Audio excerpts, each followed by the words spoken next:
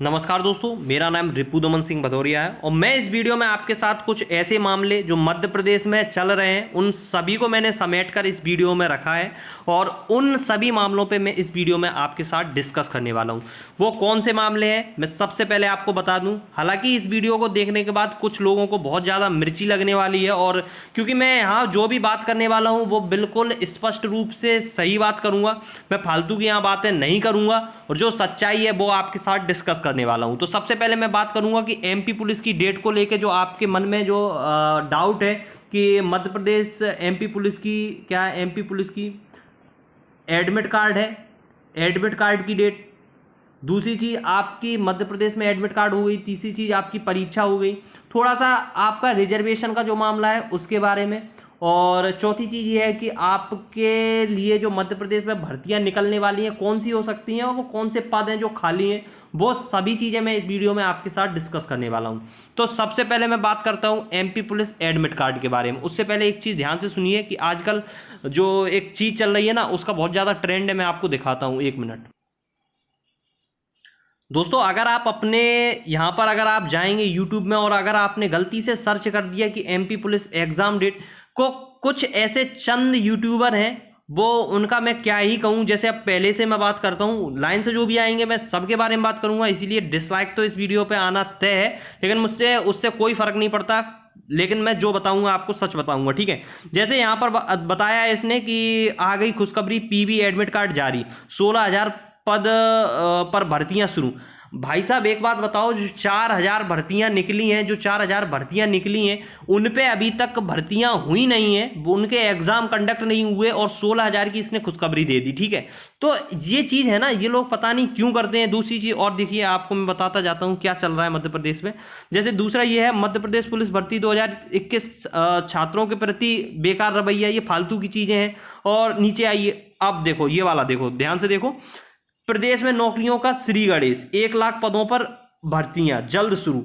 भाई साहब एक बात बताओ, आप 2018 से ये चीज नहीं सुनते आ रहे कि 1 लाख पदों पे भर्तियां मध्य प्रदेश में जल्द होने वाली हैं। 2018 से कितना टाइम हो गया, 18, 19, 20, 21, लगभग 3 या 4 साल होने को आए हैं, तब से कोई भर्तियां हुई नहीं है। तो ये जो चीजें हैं ना, इन पे अगर आप कमेंट जाके देखेंगे तो आपको लगेगा कि यहाँ गलती जिन यूट्यूबर्स की नहीं है, आपकी गलती है। आप इन वीडियोस को देखते हैं और उसके बाद आप लोग वहाँ पे अपनी जो भी राय है आप देते हैं, वो सही है, आप अपनी राय जाहिर करते हैं। लेकिन मैं तो ये मानता हूँ कि ये यूट्यूबर्स है ना जो न्यूज वाले काम करने लगे हैं फालतू के, तो इन पे आप लोग ध्यान मत दीजिए। ये फालतू की चीज़ें हैं, आप अपनी तैयारी कीजिए, जब एग्जाम होगा तब होगा। अब सुनो, मैं जो आपको बात इस वीडियो में बताने आया हूँ उस पर वापस चलते हैं। तो देखो, मैं आपको बता रहा था कि मध्य प्रदेश पुलिस का एग्जाम डेट और एडमिट कार्ड की डेट जो आपको यूट्यूब पे फिलहाल में बताई गई है, जो भी बताई है मुझे ध्यान नहीं है क्या बताई थी। तो देखो ऐसा है कि व्यापम के अलावा व्यापम के लोगों तक को पता नहीं है कि मध्य प्रदेश में जो एडमिट कार्ड है वो कब, कौन सी डेट को रिलीज करा जाए, कब एग्जाम कंडक्ट करा जाए। उन लोगों ने बस आपको एक डेट एक्सपेक्टेड बता दी है कि नवंबर, आपके अक्टूबर नवंबर में एग्जाम हो सकता है, सितंबर अक्टूबर में हो जाए या नवंबर में हो जाए। तो वो एक आपको मंथ के हिसाब से एक ड्यूरेशन बता दिया है कि इस टाइम पीरियड में आपका कभी भी एग्जाम हो सकता है।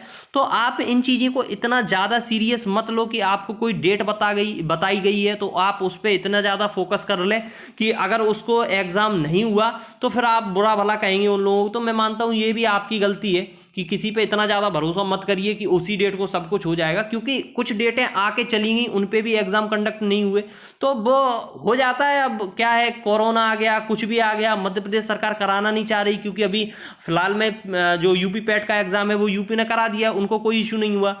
तो ये चीज़ें हैं, आप लोग इन पे ज़्यादा ध्यान मत दीजिए क्योंकि 2023 में आपके एग्ज़ाम आने वाले हैं, वो चुनाव आने वाले हैं। तो 2022 में लगता है आपके ज़्यादातर एग्ज़ाम कंडक्ट करा दिए जाएंगे, क्योंकि 23 में जो आपके चुनाव है उससे पहले इन लोगों को भर्ती करानी ही होगी। अगर इनको सरकार थोड़ी बहुत भी अगर इनको लगता है कि सरकार बना लें, वैसे अब आपके पास ऑप्शन नहीं है, वरना शायद है कि जो लोगों का मानना है, क्योंकि मैं सारे के सारे कमेंट देखता रहता हूँ लोग क्या सोचते हैं बीजेपी के बारे में फिलहाल मध्य प्रदेश में जो बेरोजगारी है उसको लेकर, तो आप सबको पता है। चलिए मैं आपके साथ थोड़ा सा जो रिजर्वेशन का मामला है उसके साथ डिस्कस करता हूँ।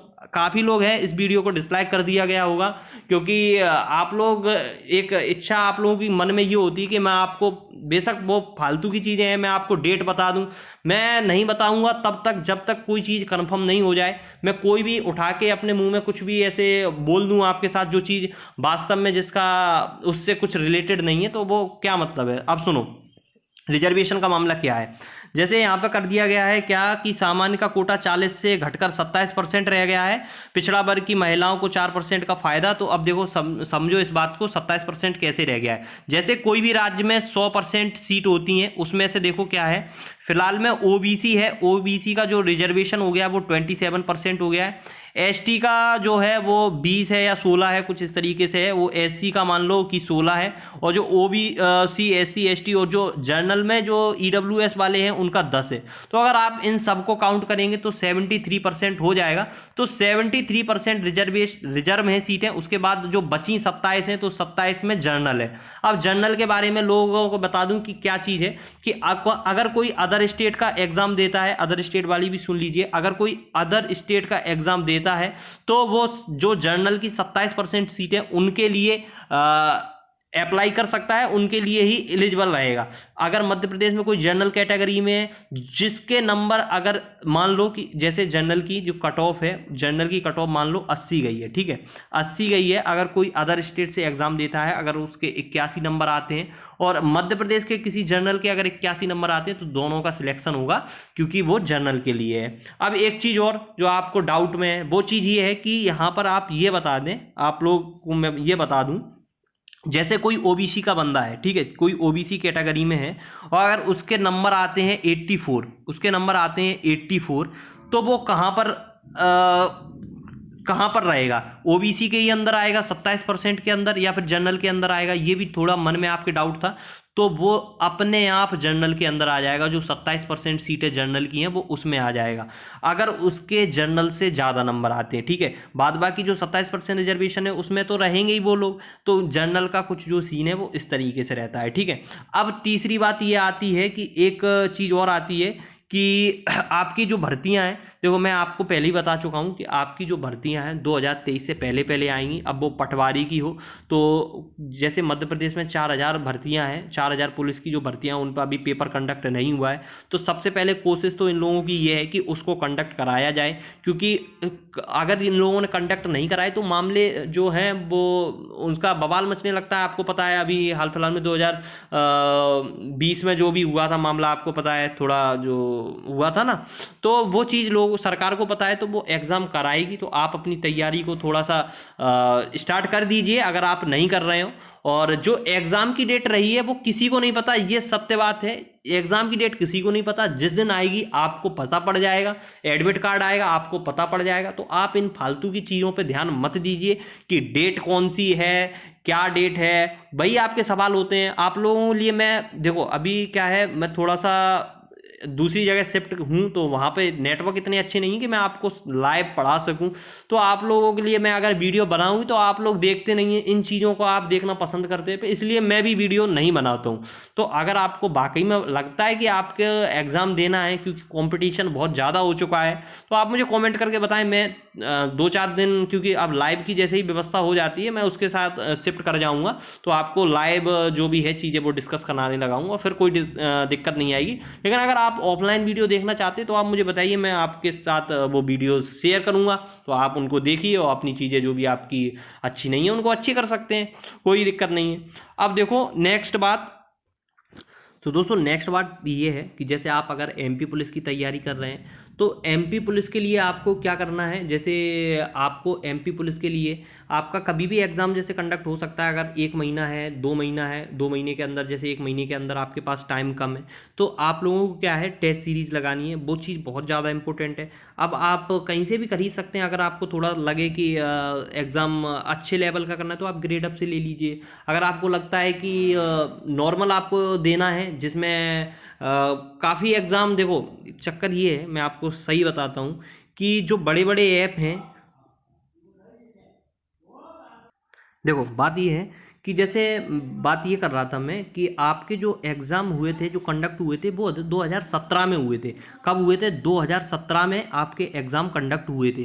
तो तब का लेवल कुछ और था, तब से 5 सालें हो चुकी हैं, तो इस बार आपको लेवल बिल्कुल अलग देखने को मिलेगा। तो मैं आपसे कहना ये चाहता हूँ कि जैसे पुलिस के एग्ज़ाम हो या फिर जैसे यूपी पैट का एग्ज़ाम हो या और भी एग्ज़ाम जैसे अदर स्टेट में कंडक्ट हो रहे हैं, तो अभी मध्य प्रदेश में तो एग्ज़ाम कंडक्ट इतने हो नहीं रहे हैं। तो आपको चाहिए क्या कि आप उनको देखें, उसमें चीज़ें देखें कि अब एग्ज़ाम का पैटर्न क्या हो चुका है, क्योंकि कहीं ना कहीं जो और एग्ज़ाम कंडक्ट कराती हैं चीज़ें, वही चीज़ एसएससी जैसे कंडक्ट कराती है, वो चीज़ एमपी पुलिस वाले रिपीट करते हैं।